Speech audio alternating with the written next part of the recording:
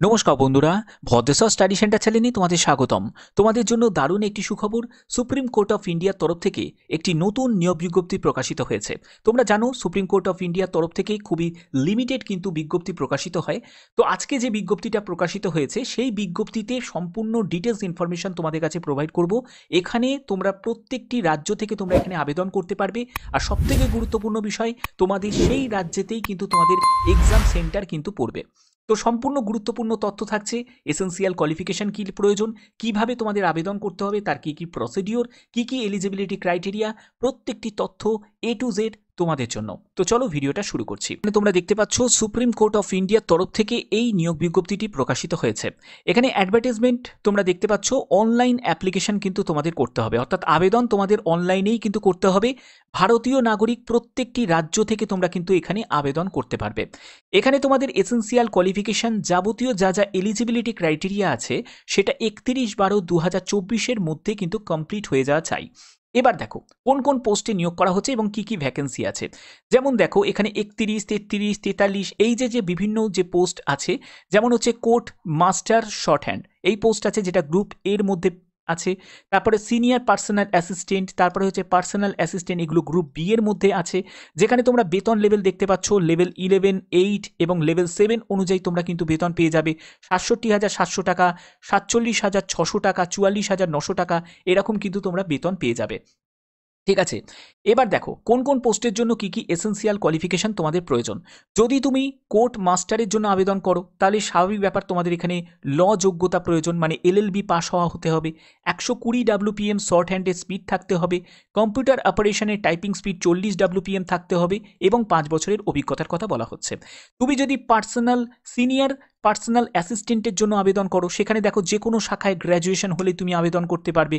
আবার দেখো তোমার এখানে 110 WPM শর্ট হ্যান্ড ইংলিশে এবং 40 WPM হচ্ছে কম্পিউটার অপারেশন টাইপিং স্পিড তোমার থাকতে হবে। তুমি যদি পার্সোনাল অ্যাসিস্ট্যান্টের জন্য আবেদন করো, সেখানেও কিন্তু তোমাদের গ্র্যাজুয়েশন, একদম প্লেন গ্র্যাজুয়েশনের কথা কিন্তু বলা হচ্ছে, কোনো নাম্বারে কিন্তু কড়াকড়ি এখানে নেই। তো এখানে দেখো তোমাদের 110 WPM হচ্ছে শর্ট হ্যান্ড ইংলিশে এবং 40 WPM হচ্ছে কম্পিউটার অপারেশন টাইপিং স্পিডে কিন্তু তোমাদের থাকতে হবে। কোনো কম্পিউটারের সার্টিফিকেটের কথা কিন্তু এখানে উল্লেখ করা নেই। এবার যদি তুমি এজের দিকে যাও, এজ দেখতে পাচ্ছ কোর্ট মাস্টারের জন্য 30 থেকে 45 বছরের মধ্যে, সিনিয়র পার্সোনাল অ্যাসিস্ট্যান্টের জন্য 18 থেকে 30 বছরের মধ্যে, পার্সোনাল অ্যাসিস্ট্যান্টের জন্য 18 থেকে 30 বছরের মধ্যে। এখানে তুমি যদি আবার SC/ST যদি ক্যান্ডিডেট হয়ে থাকো তাহলে এর ওপর আরও 5 বছর ছাড় পাবে। তুমি যদি OBC ক্যান্ডিডেট হয়ে থাকো তাহলে এর ওপর আরও 3 বছর ছাড় পাবে। এছাড়া তুমি যদি PWBD হয়ে থাকো তাহলেও তুমি এখানে রিল্যাক্সেশন পেয়ে যাবে। তো এরকম কিন্তু তোমাদের যেরকম রিজার্ভেশন একটা সরকারি চাকরির ক্ষেত্রে যেরকম থাকে, সেরকমই কিন্তু তোমরা রিজার্ভেশন পেয়ে যাবে। প্রত্যেক যে কাস্টগুলো আছে, ঠিক আছে, সেই সব কাস্টটা পেয়ে যাবে। এবার হচ্ছে তোমাদের সিলেকশন প্রসেসটা কি। দেখো সিলেকশন প্রসেসের জন্য যারা তোমরা এই যে কোর্ট মাস্টারের জন্য আবেদন করবে তাদের ক্ষেত্রে দেখতে পাচ্ছ যে 10 মিনিটের একটা তোমাদের টাইপিং স্পিড টেস্ট কিন্তু নেওয়া হবে, যেখানে 40টি শব্দ প্রতি মিনিটে তোমাকে টাইপ করতে হবে। এর পরবর্তী তোমাদের শর্ট হ্যান্ড তোমাদের টেস্ট হবে, যেখানে 7 মিনিট তোমরা সময় পাবে।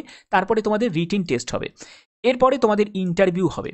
এরপরে যারা তোমরা সিনিয়র পার্সোনাল অ্যাসিস্ট্যান্টের জন্য আবেদন করবে, সেখানে তোমাদের 10 মিনিট তোমরা সময় পাবে। এখানে 40টি শব্দ প্রতি মিনিটে তোমাকে টাইপিং স্পিড তোমার থাকবে, যেখানে তোমাদের ম্যাক্সিমাম 10 নম্বর এবং তোমাকে মিনিমাম কিন্তু 5 নম্বর তোমাকে পেতেই হবে।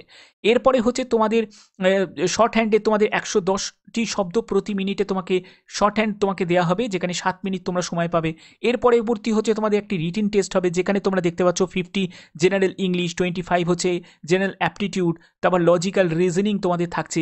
এর ওপরে তোমাদের 100 মার্কসের তোমাদের পরীক্ষা হবে, যেখানে ম্যাক্সিমাম মার্কস হচ্ছে 100 এবং মিনিমাম তোমাকে 50 কিন্তু পেতে হবে। তুমি যদি রিজার্ভ ক্যাটাগরি থেকে হয়ে থাকো তাহলে 45 পেলেও কিন্তু তোমাকে পাশ করিয়ে দেওয়া হবে। কম্পিউটার নলেজের টেস্ট কিন্তু হবে, সেখানেও তোমরা দেখতে পাচ্ছ 10 মার্কস কিন্তু তোমাকে ম্যাক্সিমাম মার্কস এবং 5 মার্কস হচ্ছে তোমার মিনিমাম মার্কস। তো এরপরে তোমাদের ইন্টারভিউ হবে। তো ইন্টারভিউতে হচ্ছে ম্যাক্সিমাম হচ্ছে 30 এবং মিনিমাম হচ্ছে তোমাকে 15 কিন্তু পেতেই হবে। এর পরবর্তী হচ্ছে তুমি যদি পার্সোনাল অ্যাসিস্ট্যান্টের জন্য আবেদন করো, সেখানে দেখো 40টি শব্দ প্রতি মিনিটে তোমরা 10 মিনিট তোমরা সময় পাবে। এটা কিন্তু কম্পিউটার একটা টাইপিং স্পিড টেস্ট তোমার নেওয়া হবে। তারপরে তোমাকে শর্ট হ্যান্ড ইংলিশ টেস্ট তোমার হবে, 100টি শব্দ প্রতি মিনিটে 7 মিনিট তুমি সময় পাবে। এরকম কিন্তু ব্যাপারটা কিন্তু আছে, ঠিক আছে। একটু প্র্যাকটিস করলেই কিন্তু ব্যাপারটা কিন্তু তোমরা কন্ট্রোল করতে পারবে। এখানে দেখো তোমাদের 40 জেনারেল ইংলিশ তোমাদের থাকবে, 25 হচ্ছে জেনারেল অ্যাপটিটিউডের ওপর তোমাদের কোশ্চেন থাকবে, 25 হচ্ছে জিকের ওপর প্রশ্ন থাকবে, যেখানে 100 মার্কস হচ্ছে ম্যাক্সিমাম এবং 50 মার্কস হচ্ছে মিনিমাম কোয়ালিফাইং মার্কস। পিডব্লিউবিডি যদি ক্যান্ডিডেট হয়ে থাকো তাহলে 45 মার্কস পেলেই কিন্তু তুমি পাস করে যাবে, 1 ঘন্টা 45 মিনিট কিন্তু সময় পাবে। তারপরে কম্পিউটার নলেজ টেস্ট, এখানেও কিন্তু সেম ব্যাপারটা যেটা তোমাদের আগেই বললাম, ইন্টারভিউতে ক্ষেত্রেও কিন্তু একদম সেম কিন্তু তোমাদের থাকছে। 30 মার্কস হচ্ছে ম্যাক্সিমাম এবং 15 মার্কস হচ্ছে তোমাদের মিনিমাম মার্কস। আর তুমি যদি পিডব্লিউবিডি ক্যাটাগরি থেকে যদি হয়ে থাকো তাহলে তোমাদের কিন্তু 13.5 মার্কস পেলেও কিন্তু তোমাদের পাস করিয়ে দেওয়া হবে। তো এই হচ্ছে তোমাদের সিলেকশন প্রসেস। এখানে এই জায়গাগুলো কিন্তু এখানে ক্লিয়ার করা কিন্তু আছে, অর্থাৎ তোমাদের স্কিল টেস্ট যেটা হবে, তারপরে তোমাদের রিটিন টেস্ট হবে, তারপরে কম্পিউটার নলেজ টেস্ট হবে এবং ইন্টারভিউ হবে। দেখো খুবই ভালো একটি উচ্চমানের বেতনের কিন্তু পোস্টে তোমাদের নিয়োগ করা হচ্ছে, তো এটা হওয়াই কিন্তু তোমাদের স্বাভাবিক। এবার মেন ব্যাপার হচ্ছে তোমাদের টেস্ট সেন্টার, যেটা নিয়ে তোমাদের অনেকেরই একটা কোয়ারি থাকে যে এক্সাম সেন্টার কোথায় পড়বে। দেখতেই পাচ্ছ এখানে জলজল করছে, কলকাতাতে কিন্তু এক্সাম সেন্টার পড়বে, ঠিক আছে। তারপরে দেখো আসাম থেকে যারা দেখছো আমার ভিডিও তারা কিন্তু গুয়াহাটিতে তোমরা এক্সাম সেন্টার পেয়ে যাবে। যারা ত্রিপুরা থেকে আমার ভিডিও দেখছো, আমি দেখছি এখানে আগরতলাতে আছে নাকি, তো এখানে কিন্তু আগরতলাতে তোমরা এক্সাম সেন্টার পাবে না, তবে তোমরা চাইলে কিন্তু কলকাতাও সিলেক্ট করতে পারো অথবা তুমি গুয়াহাটিও কিন্তু সিলেক্ট করতে পারো। তোমরা তিনটে কিন্তু টেস্ট সেন্টার কিন্তু তোমরা প্রেফারেন্স হিসাবে তোমরা সাজাতে পারো, তোমাদের যে কোনো একটিতে কিন্তু তোমাদের পড়বে। আবেদন করার জন্য অবশ্যই অফিসিয়াল ওয়েবসাইটে তোমাদের ভিজিট করতে হবে, এর লিঙ্ক আমি ডেসক্রিপশনে দিয়ে দেবো। তোমাদের কত টাকা মতো আবেদন মূল্য লাগবে, দেখো 1000 টাকা মতো আবেদন মূল্য যারা জেনারেল ওবিসি ক্যান্ডিডেট তাদের দিতে হবে। তুমি যদি এসসি এসটি পিডব্লিউবিডি এবং এক্স সার্ভিসম্যান বা ডিপার্টমেন্টাল ফ্রিডম ক্যান্ডিডেট যদি হয়ে থাকো তাহলে তোমাদের শুধুমাত্র 250 টাকা মতো আবেদন মূল্য লাগবে, ঠিক আছে। আবেদন মূল্য জমা করার জন্য সম্পূর্ণ অনলাইন মোডেই কিন্তু তোমাদের জমা করতে হবে। 4 ডিসেম্বর থেকে তোমরা আবেদন মূল্য জমা করতে পারবে। এখানে আবেদন করা বা আবেদন মূল্য জমা দেওয়ার ডেট হচ্ছে 4 ডিসেম্বর থেকে তোমাদের শুরু হয়েছে এবং তোমাদের 25 ডিসেম্বর পর্যন্ত তোমরা কিন্তু সম্পূর্ণ অনলাইন রেজিস্ট্রেশন এবং আবেদন মূল্য জমা করতে পারবে।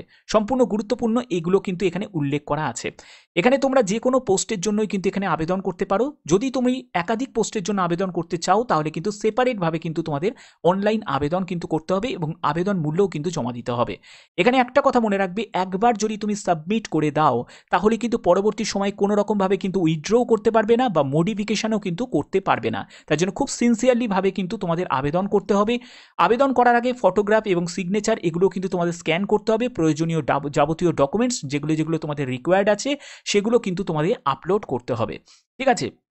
আফটার সাকসেসফুল তোমরা যদি কমপ্লিট করো অ্যাপ্লিকেশন ফর্ম, সেটা যদি সাবমিট করার পরেই কিন্তু তোমরা এখানে ফাইনালিভাবে একটি প্রিন্ট আউট বলে একটা অপশান তোমরা পেয়ে যাবে, সেখান থেকে তোমাদের কিন্তু অ্যাপ্লিকেশন ফর্মটা তোমাদের প্রিন্ট আউট করে নিতে হবে, ঠিক আছে। এগুলো কিন্তু এখানে উল্লেখ করা আছে। ভিজিট ওয়েবসাইট যে সুপ্রিম কোর্ট অফ ইন্ডিয়া যেখানে আছে সেখানে কিন্তু তোমাদের যে কোনো একটি পোস্ট তোমাদের সিলেক্ট করেই কিন্তু আবেদন তুমি করতে পারো। এছাড়া তুমি চাইলে একাধিক পোস্টেও কিন্তু আবেদন তুমি করতে পারো, ঠিক আছে। এগুলো কিন্তু সম্পূর্ণ এখানে কিন্তু প্রত্যেকটা স্টেপ বাই স্টেপ এখানে উল্লেখ করা আছে। যদি চাও তো আবেদন করতে পারো, প্রত্যেকের জন্য কিন্তু একটা বড় অপরচুনিটি। আর একটা কথা বলে রাখি, অ্যাপ্লিকেশন বলছে which do not comply to with the instruction shall be the summarily rejected, অর্থাৎ তোমাদের যেরকমভাবে আবেদন করতে বলা হয়েছে, ইনস্ট্রাকশন যেরকম দেওয়া হয়েছে সেই ইনস্ট্রাকশনগুলোকে তোমাকে কিন্তু ফলো করে আবেদন কিন্তু করতে হবে, আদারওয়াইজ কিন্তু এখানে আবেদন কিন্তু রিজেক্ট হয়ে যাবে। আর তোমাদের কি কি ডকুমেন্টস লাগছে সেই ডকুমেন্টসের ব্যাপারটা আমি কিন্তু ক্লিয়ার করে দিই। দেখো যখন তোমাদের ইন্টারভিউ ডিভি যখন হবে তখনও কিন্তু তোমাদের প্রয়োজন হবে, যেটা হচ্ছে মাধ্যমিকের তোমার সার্টিফিকেট সেটা কিন্তু লাগবে, অ্যাডমিট কার্ড সেটা কিন্তু লাগবে, এছাড়া তোমাদের ডেট অফ বার্থের সার্টিফিকেট এটা কিন্তু লাগবে। তোমার যা হাইয়েস্ট কোয়ালিফিকেশান আছে একদম গ্র্যাজুয়েশন থেকে শুরু করে যা তোমার হাইয়েস্ট কোয়ালিফিকেশান আছে প্রত্যেকটা সার্টিফিকেট আর হচ্ছে তোমার মার্কশিট দুটোই কিন্তু তোমাদের লাগবে। এরপরে হচ্ছে তোমার কাস্ট সার্টিফিকেট সেটাও কিন্তু লাগবে, অবশ্যই সেটা কিন্তু সেন্ট্রাল ফরম্যাটের কাস্ট সার্টিফিকেট কিন্তু তোমাদের প্রয়োজন হবে। এর পরবর্তী হচ্ছে তোমাকে যে কোনো একটি গভর্নমেন্ট আইডি প্রুফ কিন্তু তোমার প্রয়োজন হবে।